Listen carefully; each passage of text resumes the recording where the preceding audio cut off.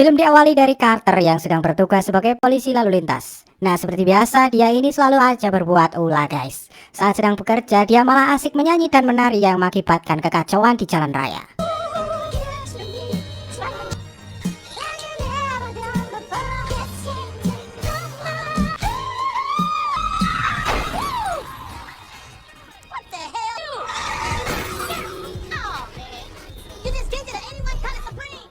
Scene lalu berganti dan kembali memperlihatkan konsul Han yang akan pergi ke pertemuan antar negara bersama Lee. Tak lama kemudian Carter menelepon Lee dan mengajaknya untuk bersenang-senang malam ini. Namun karena Lee ini sedang menjalankan tugas, si Carter pun tak dihiraukannya. Saat sudah sampai di pertemuan, pemimpin Mahkamah Pidana Dunia yang bernama Reinhardt membuka acaranya. Nah, di acara kali ini ternyata Reinhardt sudah mempercayakan konsul Han untuk memberantas kejahatan di dunia. Saat konsul Han sedang akan menjelaskan masalah si Shen, tiba-tiba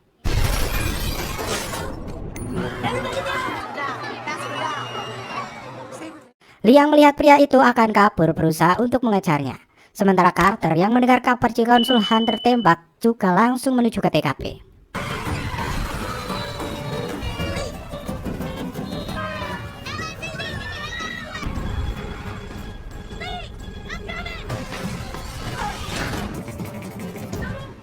Saat Lee berhasil menyudutkan pria itu, ternyata mereka sudah saling mengenal. Pria itu bernama Kenji. Dia juga terlihat menodongkan senjata ke arah Lee. Sementara Lee terlihat tidak berani untuk menembaknya langsung.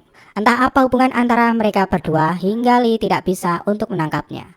Saat Carter datang untuk membantu Lee, Kenji malah berhasil kabur dari sana.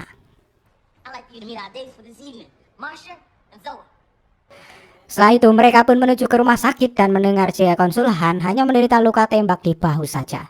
Mereka juga bertemu dengan komandan Carter yang bernama Diel. Nah, dia inilah yang mencabut rencana Carter sehingga dia dipindah tugaskan menjadi polisi lalu lintas. Setelah itu anak konsul Han yang bernama So Young pun datang. Dia mengatakan kepada mereka berdua jika mereka harus menangkap pelaku penembakan ini. Dia juga mengatakan jika seminggu yang lalu ayahnya menitipkan surat kepadanya dan jika ayahnya mendapatkan masalah, surat itu harus diserahkan kepada Lee. Nah, sementara suratnya sendiri sekarang berada di loker sekolah kungfu So Young.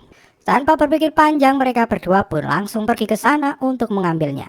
Saat sudah sampai, mereka pun menjelaskan semuanya kepada sang pengurus untuk membuka loker milik So Young. Namun, peraturan di sini mereka harus menunggu guru besar terlebih dahulu untuk meminta izin. Tapi hal itu jelas tidak didengar oleh Carter dan ia tetap bersikeras untuk tetap masuk ke dalam, namun ia dihadang oleh salah satu murid di sana.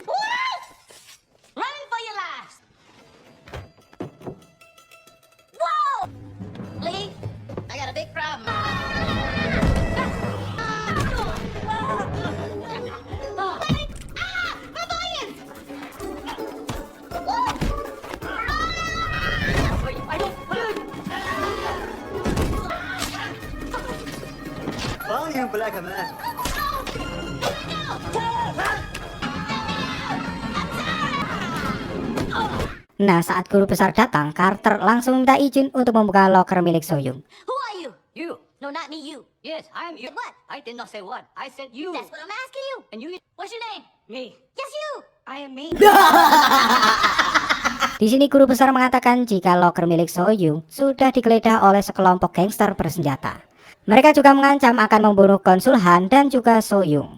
Sontak membuat Carter dan Lee kembali ke rumah sakit dan benar saja, para komplotan itu pun datang ke rumah sakit untuk mencelakai konsul Han.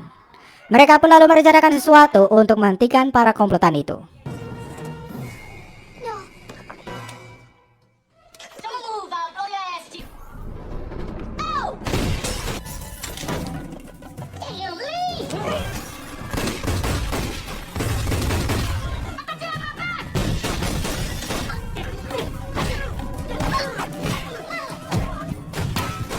Lee, I'm in trouble! Cindy! What? Setelah membereskan mereka semua, salah satunya diintegrasi di sebuah ruangan. Namun mereka tidak mengerti karena bahasa yang digunakan adalah bahasa Prancis. Alhasil karena bingung mereka meminta bantuan kepada seorang biarawati yang bisa bahasa Prancis. Singkat cerita, saat sudah terpojok, pria itu memberitahu lokasi dan juga mengatakan sebuah nama, yaitu Genoveve.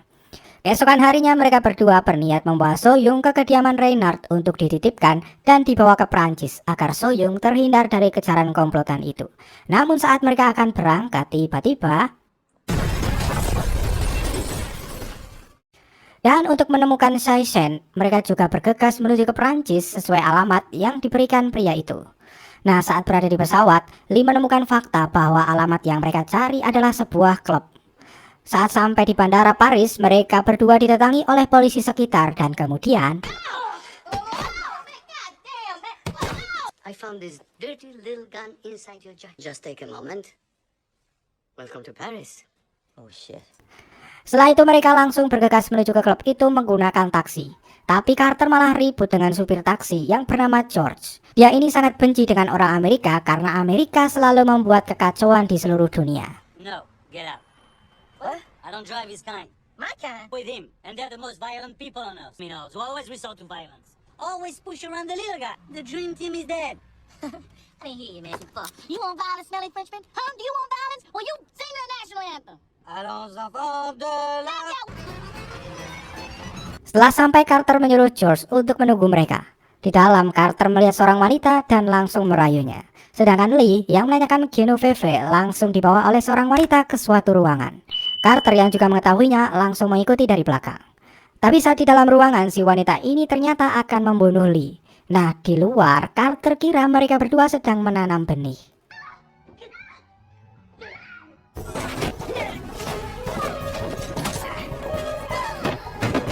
Come on, Crouch and Tiger. Don't hide that dragon. Do it, Lee. Tear that ass up. Namun saat pintunya dibuka, mereka pun langsung kabur dari sana. Saat mereka dikejar oleh komplotan itu, si George tidak mau untuk disuruh ngebut sampai akhirnya Superstar. Like super spy. Okay. I'm a super spy.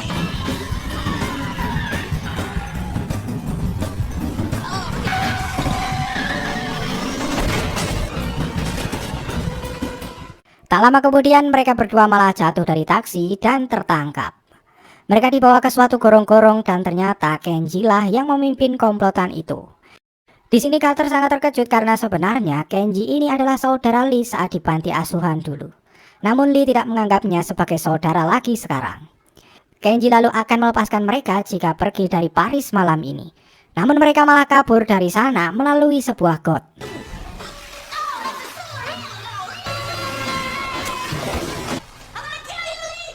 It's been too long. Yeah, it's far too long. Nah, saat berada di lift hotel, mereka berdua meributkan soal Kenji. Karena Carter ini bau bangke, dia ini malah dijadikan tempat kencing oleh seekor anjing. Setelah sampai di kamar, Lee menjelaskan jika Kenji merupakan orang Jepang yang pergi ke Cina karena kedua orang tuanya dibunuh oleh Yakuza. Dan menjadi saudaranya saat di panti asuhan dulu. Nah, di sini Carter merasa baper karena tidak dianggap saudara oleh Lee. Ain't true. He ain't your brother. And you're not my brother.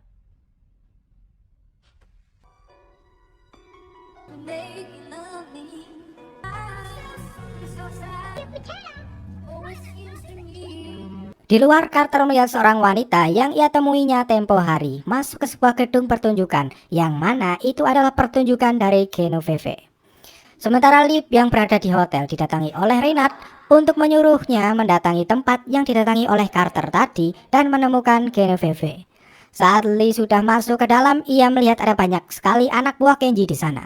Tak lama kemudian, acara pun dimulai. Nah, di belakang mereka pun akhirnya bertemu kembali dan merencanakan untuk menyelamatkan Genoveve yang ternyata ia adalah wanita yang sempat dirayu oleh Carter kemarin. James Conner, LAPD.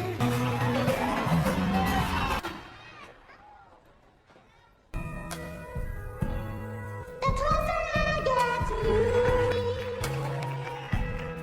Over and over again. While inside you,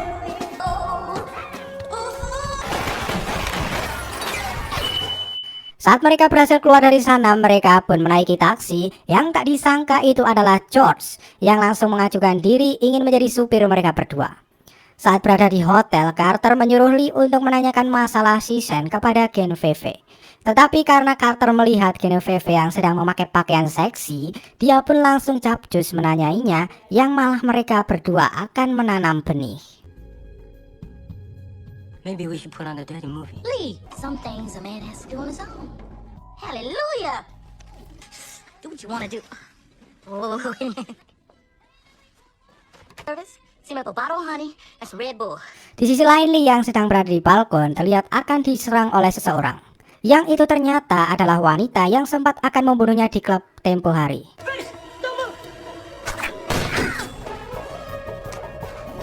It's okay. It's a flash wound. It's okay. Jump here.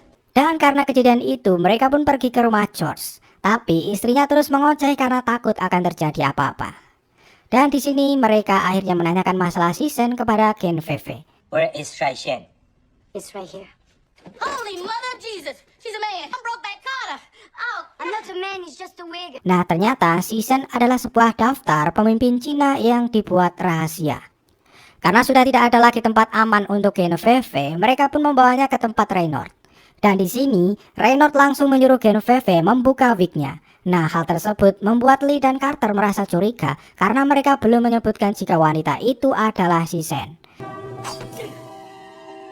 Bien, get your guns. Dan ternyata Reynolds ini adalah salah satu dari anggota yang mencari Sisen itu. Di tengah-tengah ketegangan itu, Kenji menelepon dan ia juga sudah menculik Soyoung. Alhasil Kenji meminta pertukaran antara Genevieve dan Soyoung malam ini juga di restoran di Menara Eiffel. Saat Lee datang dan akan menyerahkan Genevieve kepada Kenji, ternyata itu adalah Carter yang menyamar sebagai Genevieve. Tanpa banyak cincong, Carter langsung meledakkan pistol ke arah Kenji, namun dia mengurungkan niatnya saat melihat Soyoung yang akan dijatuhkan dari atas menara. Alhasil pertarungan antara kedua saudara itu pun tak bisa lagi untuk dihindarkan.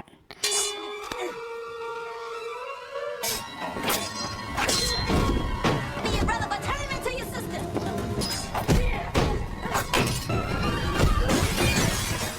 Di sini Lee sebenarnya masih berbelas kasih kepada saudaranya tersebut, namun Kenji justru kembali menyerang Lee yang membuat pertarungan kembali terjadi.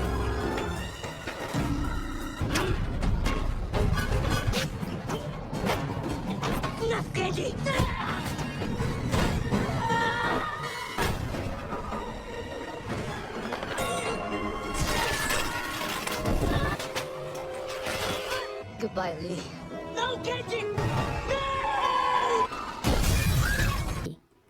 Sementara Carter berhasil mengalahkan semua anak buah Kenji dengan seorang diri. Masalah kembali muncul ketika wanita Cina yang datang tempo hari akan berusaha menjatuhkan Soyoung. Beruntung Carter langsung sigap menolong Soyoung yang saat itu juga membuat sang wanita Cina itu mati karena tergencet. Saat dikira semua sudah selesai, ternyata anak buah Kenji masih ada yang membuat mereka menyelamatkan Soyoung dan kembali meladeni komplotan itu. Nah, karena sudah terpojok, mereka berdua pun loncat dari atas menara menggunakan sebuah bendera Perancis.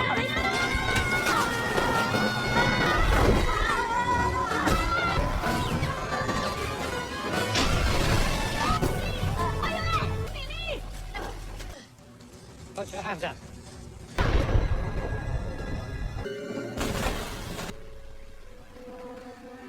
Put your hand down.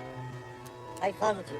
Di scene akhir, para polisi Prancis datang dan berterima kasih karena telah menyelesaikan misi ini bersama, yang padahal si polisi ini tidak melakukan apapun.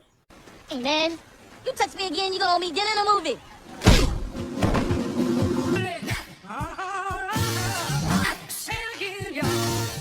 Dan film pun tamat.